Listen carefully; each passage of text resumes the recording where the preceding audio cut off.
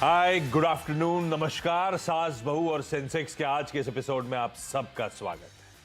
आज हम लोग की मदद करने के लिए जियोजीत फाइनेंशियल सर्विसेज के गौरांग शाह आपको आपकी स्क्रीन पे नजर आएंगे। गौरांग सर, नमस्कार, गुड आफ्टरनून। बस कुछ ही देर में शुरुआत कर रहा हूं बातचीत की। स्क्रीन पे toll free number, WhatsApp number, Twitter IDs please दिखाइए, रीच आउट करिए आप लोग, ताकि हम इस प्लेटफॉर्म के थ्रू गौरांग सर जैसे तमाम दिग्गज एक्सपर्ट से आप लोगों की क्वेरीज सॉल्व करवाने की कोशिश करें।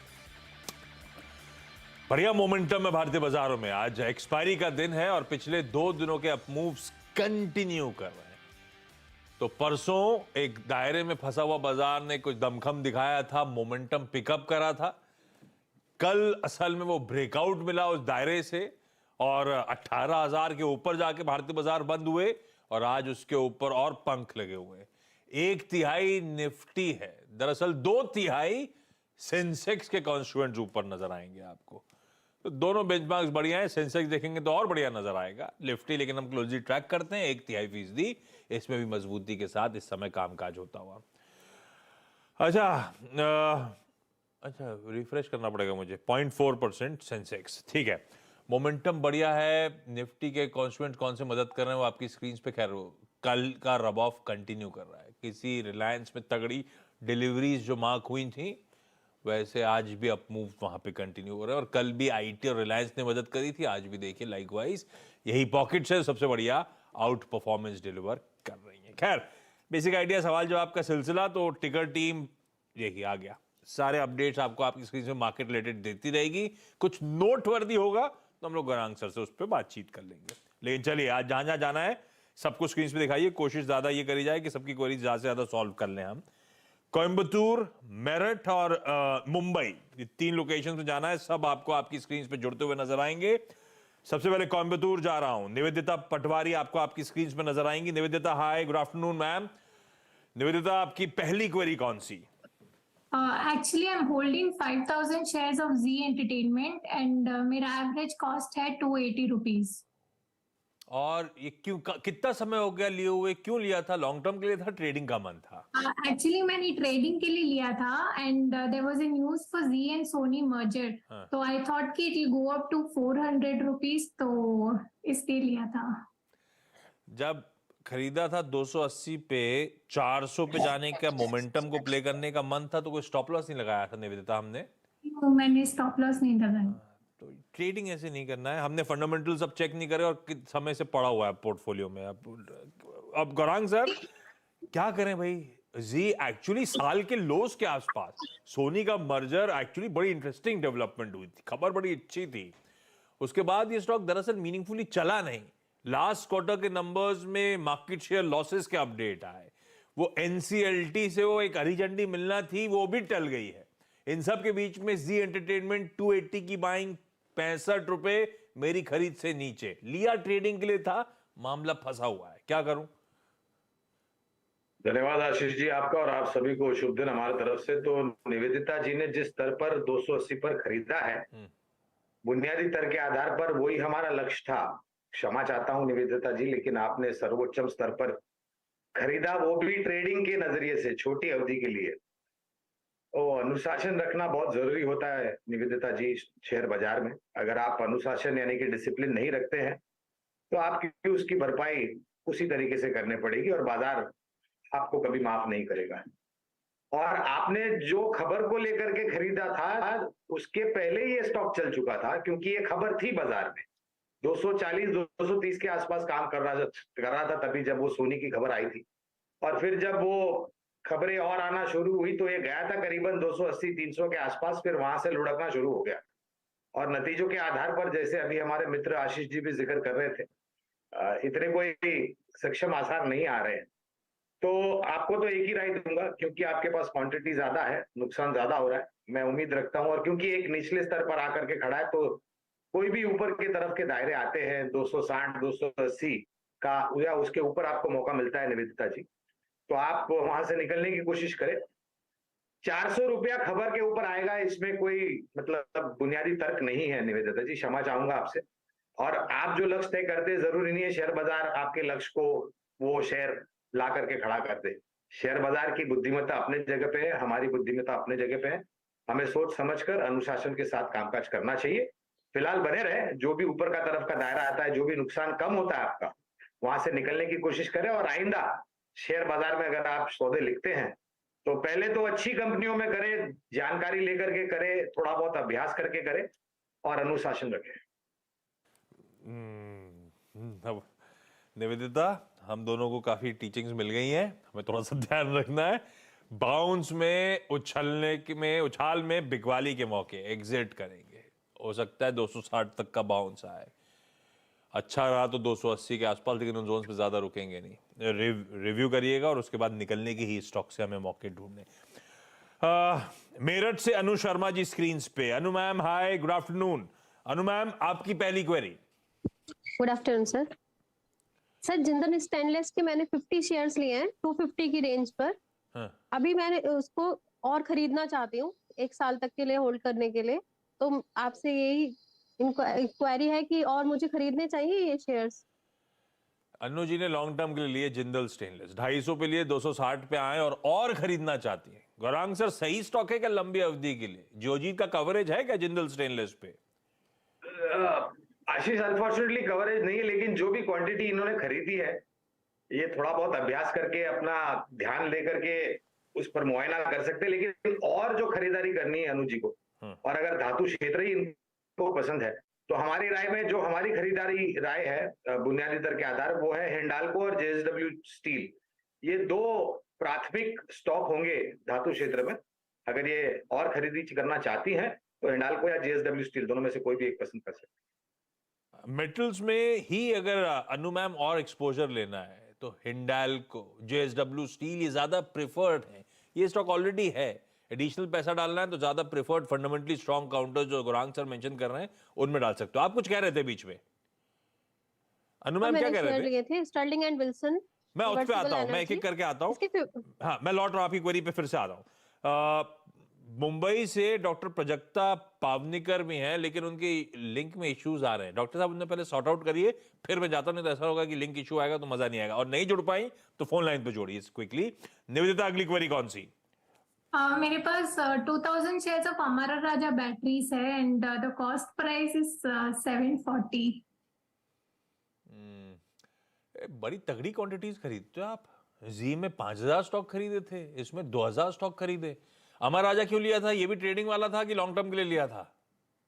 एक्चुअली मैंने इसमें ट्रेड किया था, आई गॉट सम प्रॉफिट, फिर बाद में आई गॉट स्टक।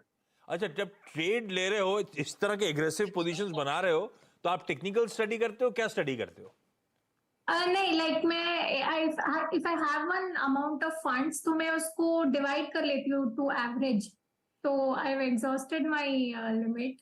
नहीं तो डिवाइड कर ले तो एवरेज कर ले तो किस में डाल, कैसे डिसाइड किया कि अमर राजा में डालना है? कैसे डिसाइड किया था कि जी में डालना है? एक्चुअली जी में भी मुझे प्रॉफिट्स मिला था, so it was my favourite stock and नहीं, मैं समझ गया, वो ठीक है, मुनाफा हो रहा था। ट्रेड कई बार फेवर में जाता है, कई बार नहीं जाता, ठीक है। ये लेकिन डिसाइड कैसे करा था ट्रेडिंग के लिए? ये 2 स्टॉक्स जो पैसा था डिवाइड कर रहे थे आप, जो डिवाइड करते हो जिन स्टॉक के बीच में, ये डिसाइड कैसे करते हो आप? अपने मन से कुछ भी, कुछ टेक्निकल या किसी से सुनते हो? नहीं, मैं फ्लक्चुएशंस देखती हूँ, लाइक कितना फ्लक्चुएशन होता है, बेस्ड ऑन दैट। तो मतलब बेसिकली हाई बीटा वाले स्टॉक जो होते हैं उसमें आपको मजा आता है, जो ज्यादा उठक पटक दिखाते हैं। ये तो अजीबोगरीब तरीका है, लेकिन जो भी हो रहा है गड़बड़ हो रहा है, ये तरीका गलत पड़ रहा है, क्योंकि दोनों में एग्रेसिव पोजीशन, तो दोनों में मीनिंगफुल लॉसेस हो रहे हैं। और ये ट्रेडिंग वाला मामला था। अब फंडामेंटल्स जान के हम लोग लंबी अवधि के लिए फंस रहे हैं स्टॉक में बिना बात के, क्योंकि अब 135 140 रुपए नीचे एग्जिट करना थोड़ा नुकसान वाला हो जाएगा। गुरांग सर, फिर भी हमारा राजा, अब टेक्निकल तो खत्म हो गई कहानी, वो तो मोमेंटम लूज आउट हो गया, वीक पड़ा, इनकी बाइंग से नीचे आ गया। रख लूं अगर फंडामेंटली, तो हमारा राजा अच्छा स्टॉक है पोर्टफोलियो में होल्ड करने के लिए? क्या 750 उसके ऊपर के भाव दिखेंगे 12 महीनों में या इससे लंबे समय अवधि में? तो आशीष, खरीदारी की राय है बुनियादी दर के आधार पर हमारा राजा बैटरीज पर, और ईवीज में कन्वेंशनल फ्यूल यानी कि आइस इंजिन्स में इंडस्ट्रियल बैटरीज, यूपीएस वगैरह में ये अपने बैटरीज बनाते हैं और काफी सारा मार्केट शेयर है इनका। इन्होंने R&D में भी बहुत बड़ा निवेश किया है, long short charge long play, यानी कि कम समय में बैटरी पूरी चार्ज हो जाए और वो लंबे समय तक चले। ये भी एक प्रोटोटाइप चीज पर कामकाज कर रहे हैं, लेकिन ये सब चीज के लिए समय लगेगा आशीष। ऐसा नहीं है कि ये आने वाले 2-3-4 महीने में आपको रिजल्ट आना शुरू हो जाएगा और फिर उसका योगदान बैलेंस शीट पर आएगा। दिक्कत यह है 2000 की क्वांटिटी और खरीद का स्तर करीबन 740 के आसपास और मौजूदा स्तर 605 के आसपास। अब मैं ये राय तो निवेदिता जी को नहीं दूंगा कि आप और खरीदें, क्योंकि इनके पास और पहले से 2000 शेयर है, और हम हमेशा ये राय देते हैं निवेशकों के आप ओवर एक्सपोज न करें अपने आप को, यानी कि रिस्क बढ़ जाता है जब भी आप ज्यादा क्वांटिटी ले लेते हैं किसी एक शेयर में या किसी एक क्षेत्र में। तो निवेदिता जी थोड़ा आत्मचिंतन करिए, try to introspect what you are doing. Things are not going right, it is better to surrender in the stock market rather than be a little bit of a stubborn person. But introspect and be disciplined, Nivedita ji, वो मैं आपको कह सकता हूँ। फिलहाल बने रहे और जोड़ने की आवश्यकता नहीं है, क्योंकि आपके पास लॉट से पहले से ही 2000 क्वांटिटी है। लंबी अवधि का नजरिया रखें। बहुत तगड़ा इन्वेस्टमेंट। और भी स्टॉक है पोर्टफोलियो में निवेदिता? बहुत सारे स्टॉक्स हैं क्या? नहीं, मेरे में इतने हैं, वोडाफोन आइडिया लाख है। रुपए डाल दिए एक एक स्टॉक में ट्रेडिंग के लिए। इन 2 स्टॉक में 14 लाख रुपए, 28 लाख रुपए डाले। बड़ी एग्रेसिव ट्रेडर हो आप। पढ़ लो थोड़ा सा, टेक्निकल पढ़ लेते हैं, उसके बाद ये करेंगे। बिल्कुल सही है। इससे अच्छा थोड़े टाइम बाद जब तक आप सीख रहे हो, ये पैसा किसी फंड मैनेजर को, किसी म्यूचुअल फंड को दे दो। जब तक सीखने के बाद वापस अपने, अदरवाइज अच्छा खासा कैपिटल इरोड हो रहा है मार्केट प्लेस में। डॉक्टर प्रजक्ता पावनीकर मुंबई से जुड़ती हुई, मेरे ख्याल से फोन लाइन पे जोड़ना पड़ा है। डॉक्टर साहिबा सॉरी, वो लिंक एस्टैब्लिश हो नहीं पा रहा ढंग से। Good afternoon ma'am. Good afternoon ma'am, पहली क्वेरी कौन सी? पहली क्वेरी बीडीएल है, हालांकि अभी उसको उभरता हुआ देख रही हूँ मैं। मेरा बाय प्राइस था 898, 32 शेयर, एंड लॉन्ग टर्म के लिए सोच रही हूँ मैं। डिफेंस पे बेट लगाई। अच्छा, डॉक्टर कौन सी वाली डॉक्टर प्रजक्ता मैम? मैं रेडियोलॉजिस्ट हूँ। चलो गौरांग सर, नाम का नंबर सेव कर लेते हैं अपन लोग। ये लॉन्ग टर्म के लिए बीडीएल बाइंग के आसपास है, 15-20 रुपए के आसपास नीचे ही चल रहा है, लेकिन ठीक है। बीडीएल लॉन्ग टर्म के लिए गौरांग सर डिफेंस का प्रेफर्ड पिक है कि नहीं? तो आशीष, डिफेंस क्षेत्र बहुत ही चहीता क्षेत्र है, मैं अगर मेरी निजी बात भी करूं तो। और हाल ही में बैंगलोर में जो एरो शो 2023 हो रहा है, वहां पर भी बहुत सारे करतब हमारे जो स्थानीय कंपनियां हैं जो सुरक्षा क्षेत्र से जुड़ी हुई हैं, कामकाज कर रही हैं, और मुझे लग रहा है डॉक्टर प्राजक्ता को यहाँ पर बने रहना चाहिए। क्वांटिटी बहुत कम है, तो डॉक्टर जी अगर आपके पास निवेश लायक पूंजी है, लंबी अवधि का नजरिया आपका ये मान के चल रहा हूं मैं, और आपकी टिप्पणियों भी पे मैंने ये सुना कि आपका नजरिया लंबी अवधि का है, तो कोशिश करें कि नीचे के तरफ के दायरे अगर मिलते हैं आपको। नीचे के तरफ के दायरे का ये मतलब नहीं होता है कि अगर आपने 800 में खरीदा तो 790 में एवरेज करें। 4-5% की गिरावट या उससे ज्यादा जब तक नहीं आती तब तक एवरेज नहीं करना चाहिए। और एवरेज करने की भी एक there is a rule to average some quantity, not enter कर। फॉर एग्जांपल, अगर आपने 100 शेयर लिए तो 25-30 शेयर जो 4-5% की गिरावट आती है तब खरीदे, फिर और आती है तो और खरीदे। इस करके अगर आप धीरे धीरे करके नीचे के दायरे में जोड़ते जाते हैं तो लंबी अवधि में हमें लग रहा है Bharat dynamics, Hindustan aeronautics, Mazagon dock, Cochin shipyard, ये सब हिंदुस्तान एरोनॉटिक्स जैसी कंपनियां हैं, ये सब मेरे ख्याल से 2-3-4 साल में आपको बहुत ही बेहतरीन मुनाफा खड़ा करके देगी। तो डॉक्टर मैम, सही सेक्टर सही स्टॉक चुना है। समय देना होगा डिफेंस एज अ स्पेस को, जिसको आमतौर पे कहा जाता है लॉन्ग जेस्टेशन वाले धंधे। अनु मैम, अब अगला सवाल कुछ पूछ रही थी, सॉरी उस तक इंटरप्ट करा मैंने।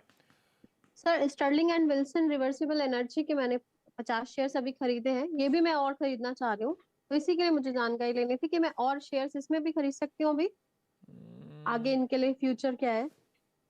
स्टर्लिंग एंड विल्सन ऑलरेडी खरीदा हुआ है और ऐड करना चाहते हो आप?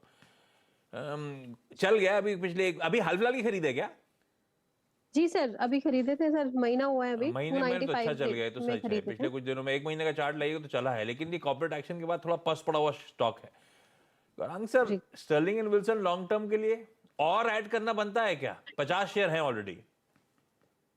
आशीष देखिए, अगर आप रिन्यूएबल सोलर एनर्जी यानी कि सूर्य से जो ऊर्जा उत्पादन होती है उस क्षेत्र पर ध्यान देना चाहते हैं तो हमारी राय में टाटा पावर एक बेहतर विकल्प होगा। 200 के आसपास काफी लंबे समय से कामकाज कर रहा है, बेहतरीन मजबूत मैनेजमेंट, कन्वेंशनल पावर में तो है ही, सोलार में जा रहे हैं, रिन्यूएबल सोर्स एनर्जी में जा रहे हैं, चार्जिंग स्टेशंस इलेक्ट्रिक व्हीकल्स के लिए नक्शे कदम रखे इन्होंने। और मैं ये मानता हूं कि अगर आप, ठीक है, स्टर्लिंग में तो कवरेज नहीं, इसलिए विशेष रूप में टिप्पणी नहीं करूंगा, लेकिन अगर आपको और निवेश करना है, जैसे मैंने आपने पहले धातु क्षेत्र का जिक्र किया था, वहां पर 2 विकल्प दिए थे, तो यहाँ पर आप टाटा पावर को चुन सकते हैं या फिर एनटीपीसी, जो कि भारत में स्थापित सरकारी कंपनी है, ऊर्जा उत्पादन क्षेत्र से जुड़ी और सबसे बड़ी क्षमता है ऊर्जा उत्पादन की। पावर रिन्यूएबल, इसमें प्रेफर्ड पिक जो है दिग्गज इंडस्ट्री की जो कंपनीज हैं, एनटीपीसी, टाटा पावर, वो ज्यादा पसंद आती हैं। खैर, ये आपको कॉल लेना है मैम, आपको करना क्या है? Nivedita ma'am, Annu ma'am, doctor Prajakta, thank you so much जुड़ने के लिए। गौरांग सर, बढ़िया तरीके से सारी क्वेरी सॉल्व करने के लिए थैंक यू आपका भी। ब्रेक ले रहा हूं, ब्रेक के उस पार एक क्विक मार्केट चेक।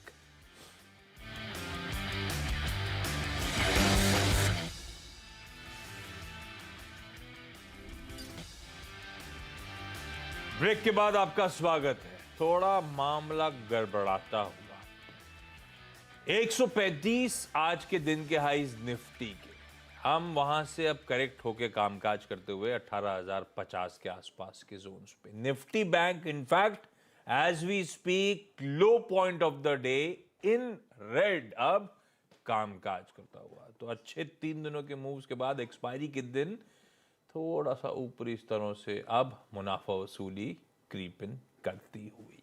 इस नोट पर आज के शो सास बहू और सेंसेक्स में इतना ही। नमस्कार।